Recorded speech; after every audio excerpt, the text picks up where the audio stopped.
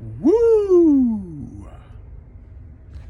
Welcome, everyone, to the Off Base Podcast, the podcast that is carefully crafted to remind you to suck a fat one if you think that you are the only one.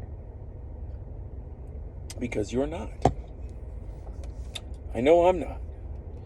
I'm your host. I'm the Rocky Mountain no-name Jackass. And it's 40 degrees outside in the city of Aurora at 7:49 in the a.m. on Wednesday, January 12th, 2022. Chaw time.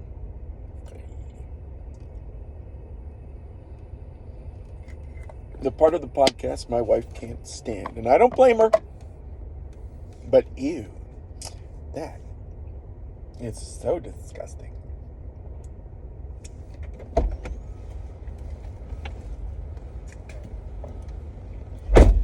I'm in a little bit of a mellower type mood right now because I slipped back into bad habits, and I'm trying to look at it in a different light. The bad habit I slipped back into was poor sleep. And I think it was because my wife went to bed a little bit early yesterday. She got her COVID booster, and was feeling tired. She ended up sleeping almost 10 hours. She said her arm was sore this morning, but she wasn't nauseous at all, so that was good. The last time she got her second shot, I had to nurse her a little bit because she was feeling nauseous, feeling sick. But she didn't yesterday. Now, typically, when my wife goes to bed early, what I don't want to do as a loving, caring husband, because we're out there. I swear to God, ladies, we're out there. We love you. What I don't want to do is come into bed. All right, so what happened was, she actually got home from work a little bit early yesterday, which gave us an opportunity just to hang out as a family and watch a movie. And my stepdaughter and son had been watching the Ice Ages, which they've had them over the past couple of days, and those are actually really good, fun movies. Hats off to the creators of those. And they were watching the last one last night, Ice Age Collision Course. And, it's about an hour and a half movie, and I think we started it at about 7. And at about 8, my wife was like, I'm going to bed, I'm going to sleep. So I was like, shit. Because I knew that there was only, 45 minutes left in the movie. I wanted the kids to see the end of it, or my son to see the end of it. But she was really tired, so she went to bed early. She went to bed at 8 o'clock. And then I finished watching the movie with my son, put him to bed, and then here's my thought. Now, I don't know if it's correct or not, but it certainly is it's a thoughtful thought. And the thoughtful thought is that she's only been asleep an hour. Now, she does wear earplugs because if somebody does get up, you can hear everything in our house. It's small relative to prior houses that we've lived in, but even though she wears earplugs, what I don't want to do is walk in the room either right when she's trying to fall asleep and get into deep sleep, or right after she has, and risk waking her up. So what I had done in the past was give her, at least 2 hours before I went into the room, so that she had an opportunity to get into that deep REM sleep. So if I'd have done that last night, well, I should have went to bed at roughly 10 o'clock. But after I put the kids to bed, I went and I got up on my computer, got on YouTube, and started going down another rabbit hole. Bob Saget and Norm Macdonald. Because if you haven't heard, Bob Saget passed away, I think it was either yesterday or the day before. So there's videos of him online, and which also got me. The YouTube algorithm is now putting those two guys together, Bob Saget and Norm Macdonald. So I was just watching a bunch of those videos, but then I didn't fucking stop when I should have. And getting on my computer also is a bad thing to do at night. Well, not necessarily, because I do have the lights on around me. Well, just in general, it's programming the chemicals in the eyes to say, oh, okay, here we go, more light, time to stay awake. So I gotta come up with an alternate solution if my wife does go to bed early. I ended up going to bed at like 1 o'clock. It was so stupid, especially after the great workout that my stepson and I had 2 days ago. I need that recovery time. I need that rest, but I didn't do it. And that's the thing that I was struggling with at the end of last year, and I'm going to be struggling with it again at the beginning of this year, is breaking those stupid, dumb habits that in the long run, well, the short run and the long run, are not good for me health-wise. You know, it's like when you go out drinking. At some point, you make the decision to put yourself in the barrel and go over the waterfall, man, and just get fucking hammered, knowing full well what a hangover feels like the next morning. Now, luckily, I haven't done that since Florida. What the hell was it? It was either Easter or Father's Day. I got fucking smashed, man. But it's the same idea of knowing what the consequences are, but still performing the act. And I was thinking about that last night because I'm sitting there, I'm like, why the fuck am I staying up watching this shit? I should be in bed. Number one, I should not, I'm figuring out now, I shouldn't even trigger myself to start doing that. And by that, I mean getting on my computer if my wife has gone to bed early. I shouldn't even start doing that. I should come up with another activity that doesn't require a lot of light to be shining into my eyes, so that my brain is saying, okay, now it's time to wind down. Let's wind down. Let's wind down.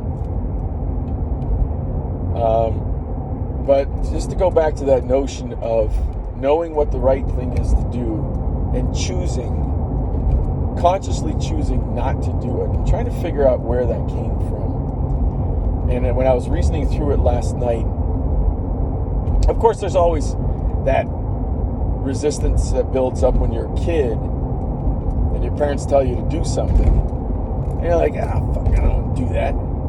Or they tell you the right thing to do, you know. In particular with sleep, when they say, all right, time to go to bed. Oh, no, I want to stay up. I don't know why we wanted to stay up. I don't know what it was going to prove. But for me, I started thinking back on like my second or third really serious girlfriend. I had graduated high school and I spent a year at college. And when I came back, in my senior year of high school, well, first of all through my childhood, I played football, basketball, baseball, soccer, golf. I played them all. In high school, I lettered in 5 sports. And baseball was my favorite sport, except I did not like what the coach was doing with me. I wanted to play catcher. I loved catching. And he was moving me all over the field. He had me at shortstop, he had me at first base, he had me in the outfield. I'm like, fuck, dude, I want to catch. So where they were playing me really turned me off to baseball my final year, because it was like, I don't know, man. It's my last semester. Do I really want to go through this again? Because my junior year was the one that was the worst in terms of where I wanted to play. So in my senior year of high school, because of my music background as well, because, you know, when you go to Catholic grade school, Catholic high school, Catholic college, particularly Catholic grade school, if you're an altar boy, which we were, my mom is very, very Catholic. So she made us be altar boys. And, there's music at every service. So then she got us into singing at Mass as well, and singing in the choirs. And, of course, we took piano lessons when we were younger as well. So my music background was there. I was an athlete, so I was limber. So I tried out for our school musical in my spring semester of my senior year. I didn't get a huge part, but it was a whole hell of a lot of fun to go through that process. And in doing so, I got the theater bug and ended up doing a ton of shows over the next 18 years. I think I did about 80 different productions. Because, particularly with musicals, they're always looking for guys who can dance. And if you got any type of athletic background, you can move. So I got into those. So after my freshman year of college, I came back to my hometown, and we have a pretty good-sized playhouse for a community theater.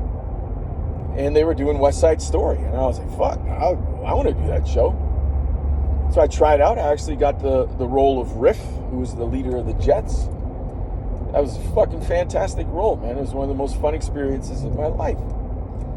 But in going through that particular show, I ended up dating the girl who played Maria. One of the most pure, powerful, natural, I don't know what natural means, but pure and powerful soprano voices that I have ever heard. I mean, this girl could sing. Holy shit, could she sing. And had a phenomenal figure. Come to find out, though, after dating her, and she was very upfront with me early on. We ended up dating for almost 2 years. I almost proposed to her I think it was my junior year. Yeah, it was my junior year. I almost proposed to her. Thank God I didn't. My wife now wears that engagement ring as a necklace. But this girl, very early on in our relationship, told me that she was anorexic bulimic and had been for 7 years before I had met her. Well, that made sense as to why her upper body, she danced as well, so her lower body, her legs were in great shape, but her upper body was so thin, didn't have a lot of boob, because that's what that'll do to you. Anorexia bulimia will do that to you. And she also had just a slight discoloration on her teeth from regurgitating meals. And me being growing up in the background that I did, I actually haven't talked about this in a long time, so this is actually going to be a very therapeutic little podcast for me, I think. Me growing up in the background that I did, the Catholic background, you do get a sense from the religion of service. And I really try to do everything to help this girl out in trying to kick the anorexia and the bulimia that she had. I was with her for over 2 years. Obviously, it was draining on her. And she was a little bit older than me, too. I think I was 19. I think she was 21. So she was 2 years older. But, at one point, she had me convinced that marrying her would help stop the eating disorders. And thank God I didn't go through with it. I will say that. I do have a lot of empathy for her, because if she was healthy back in the day, I mean, she really could have went on to have a phenomenal career, because she was also a very, very good actress. Way better than I ever was. As well as a phenomenal singer. I mean, she just had the gift. So there was a point in our relationship, maybe we were 5 months in, 6 months in, where I would have conversations with her about, after we would go out to eat or go get something to eat, she would get that feeling like, I got to get rid of this. She would want to throw it back up. And we'd talk it over. And in my mindset at the time, I was a young kid. I was innocent, and my mentality was, well, if you want something to happen, you follow the steps of people who have gone before you, like getting into shape. I was in the gym all the time throughout high school, and the way you get stronger is you lift more weight, and you try to build certain muscle groups, right? It was the same thing with singing. You want to be a better singer, you got to go through the process. You want to be a better dancer, you go through the process. For the process of getting rid of an eating disorder, I mean, the logical steps were there, which is after you eat, you might get the urge to want to go throw up. Same with if you want to stay in shape, you get the urge to not work out. But then you have to tell yourself, you have to program yourself, you have to discipline yourself. You know what? I want to be in good shape, I want to look good, so I'm going to go to the gym. So with the bulimia in my head at that time as a young kid, being with her 5 to 6 months already, I'm thinking to myself, well, the program is there. You finish a meal, you want to throw up, but then you tell yourself no, and you start to set a different habit. And I remember her telling me, she said, Mark, I know what I have to do. I just don't want to do it. And it was really the first time in my life where I heard somebody say that. I know what I have to do to be more healthy, but I'm just not going to do it. I'm choosing not to do it. And I think that's where it started for me, where I thought to myself, oh, good God. You can actually make that choice to not be better. It was weird. It struck me weird at the time, and just talking about it right now, it's striking me as very odd. Consciously making a choice not to better yourself. And that's exactly what I did last night. I made the choice not to go to bed. I also made the choice to turn my computer on. And I mean, I don't feel that bad right now, but I will pay the price throughout the day. Same with going out and drinking the night before or getting hammered. You'll pay the price the next day. But those, those decisions, they can be a lot of fun in the moment. But for me to stay up last night, that wasn't fun. I was sitting there beating myself up about it. So then it got me thinking, well, why? Why do we, as humans, and again, this podcast, remember, I'm not the only one. I know I'm not the only one. Why do we as humans know what the right choice is to make, but then we choose not to do it? And I guess one of the things that was floating through my mind last night and again this morning is some idea of self-destruction. There's got to be something that is going on in our lives that we think, oh, well, I'm making a bad decision here. Nobody's calling me out on it, so I'm going to punish myself since nobody else is. And I certainly know a couple of them that I have right now. I don't necessarily know if I want to reveal them on this podcast. I'll just keep it at the general level of, yeah, there's been some stuff that I have done in the past, and I'm not talking stuff that'll put me in jail. I'm just talking about bad decisions that I've made where, yeah, you know what, I'm probably doing these things to myself, these subconscious slight things to punish myself for the bad decisions of the past. And I really, if you want to get to it, I mean, that's what happened with my ex-girlfriend way back in the day. When she reasoned through it, it wasn't a matter of just making that choice to not, throw up her food or choosing not to eat because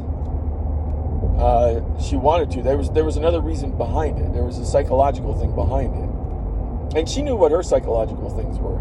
I think I'm starting to understand what my psychological things are.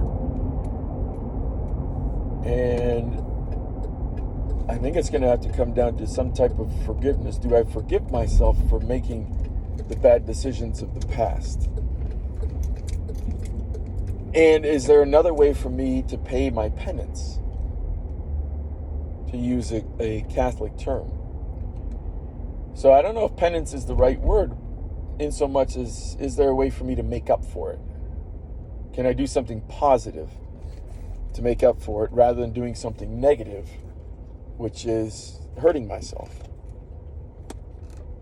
physically, since psychologically it's working on me? It's a very, this human experience, it's pretty fucking incredible. And it's also funny now, I'm reminded of how I started out talking about, me staying up last night and watching Bob Saget and Norm Macdonald videos. Those guys are two guys who just passed away. They just died.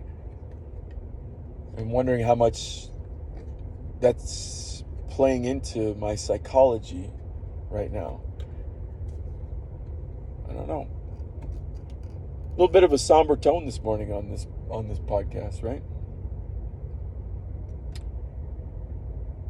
Well, if Moto Man is working, it is Wednesday. That'll certainly brighten my spirits. I mean, in general, I'm not feeling like down, like depressed. What's nice is that I'm recognizing the stupid mistakes I'm making. I also think I'm tapping into why I'm making them. But I need to understand them more fully and find alternative choices.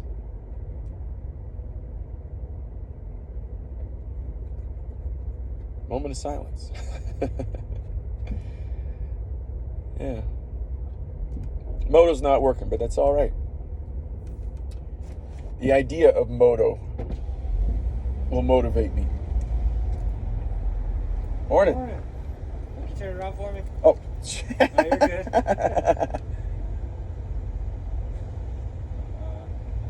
So I keep holding it up. All right, you have a great day. Thanks, man.